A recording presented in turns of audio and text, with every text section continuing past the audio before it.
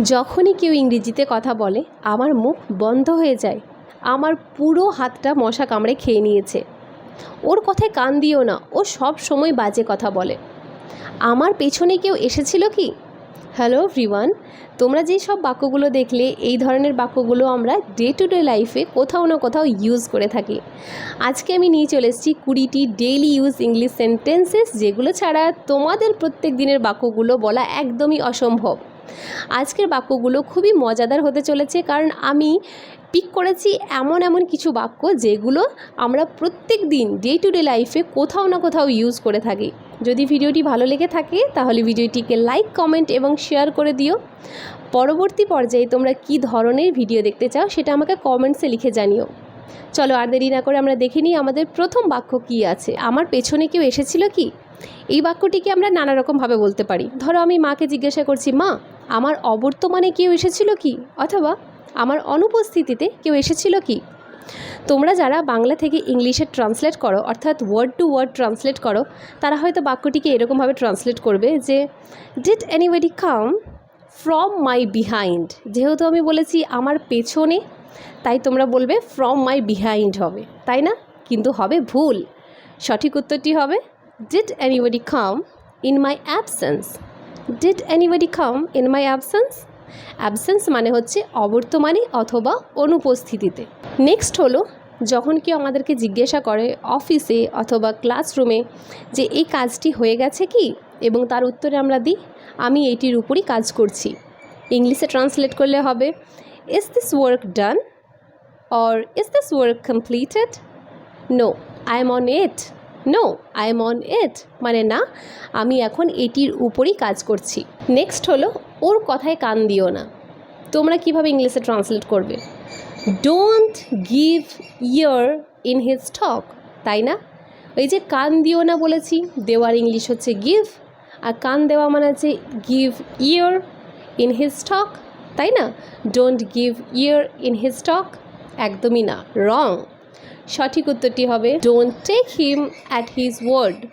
Don't take him at his word. ওর কথায় কান দিও না, don't take him at his word. Next, যখনই কেউ আমার সাথে ইংরেজিতে কথা বলে আমার মুখ বন্ধ হয়ে যায়।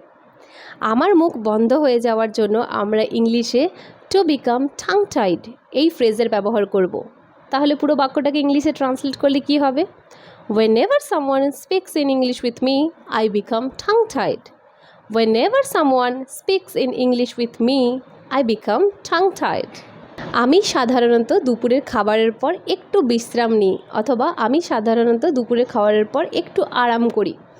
একটু আরাম করা অথবা একটু বিশ্রাম নেওয়াকে আমরা ইংরেজিতে বলবো ন্যাপ অথবা power nap. I usually take a power nap after lunch. I usually take a power nap after lunch. Next হলো, এটার বানান কি? এটা আমরা ক্লাসরুমে টিচারকে অথবা কারোর অ্যাড্রেস অথবা কারোর নাম জিজ্ঞাসা করার জন্য অপর ব্যক্তিকে করে থাকি, তাই না? যে তোমার নামের উচ্চারণটা কি, অথবা তোমার নামের বানান কি, তোমার অ্যাড্রেসের ঠিকানার এই যে নামটা বললে এটার বানান কি? তো এটার বানান কি ইংলিশ হবে how do you spell it. How do you spell it অথবা how do you spell this word. Next হলো, জোরে বলো। তোমরা কিভাবে বলবে? Speak loudly. লাউডলি মানে হলো তো গলা ফাটিয়ে চিৎকার করা, একদমই না। আমরা বলবো speak up. Speak up. Could you please speak up. Could you please speak up. Next হলো, ভালোভাবে কথা বলো। আমরা বাচ্চাদেরকে বলি না যে ভালোভাবে বড়দের সাথে কথা বলো, ভালোভাবে তোমার ভাইয়ের সাথে অথবা দাদার সাথে কথা বলো। তো ইংলিশে হবে স্পিক জেন্টলি অথবা স্পিক সফটলি। স্পিক জেন্টলি অথবা স্পিক সফটলি। নেক্সট, আমি সিঁড়ি থেকে পড়ে গেলাম। তোমরা কি বলবে? I fell from the stairs, right? Well wrong. কিন্তু কেন রং হলো? কারণ ফ্রম মানে হলো হইতে, মানে আমি এক স্থান থেকে দ্বিতীয় স্থানে পড়ে গেলাম উইদাউট টাচ। মানে যেমন আমরা ছাদ থেকে পড়ে যাই, এক জায়গায় দাঁড়ালাম আর দ্বিতীয় স্থানে পড়লাম। আমরা কি সিঁড়িতে ওইরকমভাবে পড়ি? একদমই না।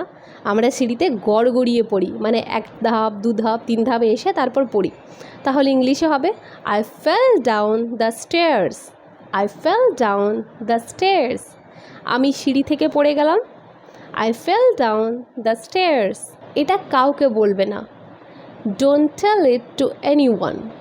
Don't tell it to anyone. Next হলো, এটা বুঝতে পারা যাচ্ছে কি? এটা আমরা কি প্রসঙ্গে বলি, প্রথমে এটা বুঝে নাও। ধরো আমার ড্রেসটা এখান থেকে ফেটে গেছে, অর্থাৎ ছেঁড়া আছে, এবং আমি চুলের মাধ্যমে এরকম করে ঢেকে নিয়েছি, এবং আমি কাউকে জিজ্ঞাসা করছি, দেখ তো এটা বোঝা যাচ্ছে কি? Is this noticeable? Is this noticeable? অথবা আমার ড্রেসে কোনো কালির দাগ লেগেছে এবং যেটাকে আমি কোনো রকমভাবে ঢেকে দিয়েছি, তখন আমি কাউকে জিজ্ঞাসা করছি যে এটা কি বোঝা যাচ্ছে? Is this noticeable? Is this noticeable? Next হলো, মাঝখানে কথা বলবে না। এটা আমরা ছোট বাচ্চাদেরকে অনেক সময় বলে থাকি, যখন আমরা বড়রা কথার মাঝখানে আছি, কথা চলছে, সেই সময় বাচ্চারা যখন ইন্টারাপ্ট করে তখন আমরা বলি যে একদম মাঝখানে কথা বলবে না। তাহলে কি হবে? Don't speak in between. Don't speak in between, মাঝখানে কথা বলবে না। নেক্সট, আমার জুতোগুলো ক্ষয়ে গেছে। ক্ষয়ে গেছে অথবা জীর্ণ হয়ে গেছে এর জন্য আমরা বলি worn out. My shoes are worn out. Worn out মানে হলো ক্ষয়ে গেছে অথবা জীর্ণ হয়ে গেছে। আমার জুতোগুলো ক্ষয়ে গেছে। My shoes are worn out. বোঝা গেছে? চলো দেখিনি পরবর্তী বাক্যটা কি আছে। সে খাবার সময় খুব বাহানা করে। He is a picky eater. He is a picky eater. এই যে পিকি ইটার বললাম, পিকি শব্দটির মানে হলো যে খুব বাহানা করে, অর্থাৎ নাটক করে, মানে আমি এটা খাবো না, সেটা খাবো না, অথবা আমি এখন খাবো না, পরে খাবো, আমি এই রান্নাটা খাই না, আমি অন্য কিছু খাই। যে খাবার সময় খুব বাহানা করে তাকে আমরা বলবো পিকি eater. He is a picky eater. Next হলো, সে অনেক বেছে বেছে কাপড় পরে। একটু বাক্যটা বুঝে নাও। বেছে বেছে কাপড় পরার মানে কি? ধরো এমন একজন ব্যক্তি যে খুব বেছে বেছে কাপড় পরে, অর্থাৎ যে বলে, ধরো আমি সেই ব্যক্তিটি এবং আমি বলছি দূর এই ড্রেসটাতে আমাকে মানাবে না, এই কালারটা আমার গায়ে শ্যুট করবে না। এই যে বেছে বেছে খাবার খাওয়া অথবা বেছে বেছে কাপড় পরার ক্ষেত্রে আমরা পিকি এই শব্দটির ব্যবহার করব। যেমন she is very picky about her clothes. She is very picky about her clothes. চলো দেখিনি পরবর্তী বাক্যটা কি আছে। ও পেছন থেকে আক্রমণ করলো। He attacked from behind. He attacked from behind. সাবধানে, ওয়াচ আউট। আমরা বি কেয়ারফুল তো বলি, কিন্তু এর সাথে আমরা বলতে পারি ওয়াচ আউট। আমার কাছে তোমার সাথে তর্ক করার মতো সময় নেই। বলো এটাকে আমরা ইংলিশে কীভাবে ট্রান্সলেট করব? খুবই সহজভাবে, I have no time to argue with you. Argue মানে হলো তর্ক করা। I have no time to argue with you. I have no time to argue with you. বোঝা গেছে? নেক্সট, আমার পুরো হাতটা মশা কামড়ে খেয়ে নিয়েছে। বলো এটাকে আমরা ইংলিশে কীভাবে ট্রান্সলেট করব? মশা কামড়ে নিয়েছে মানে মস্কিটো বাইটস। মশার কামড়কে আমরা ইংলিশে বলি মস্কিটো বাইটস। আমার হয়ে গেছে, I have got। আমার পুরো হাতটা মশা কামড়ে খেয়ে নিয়েছে।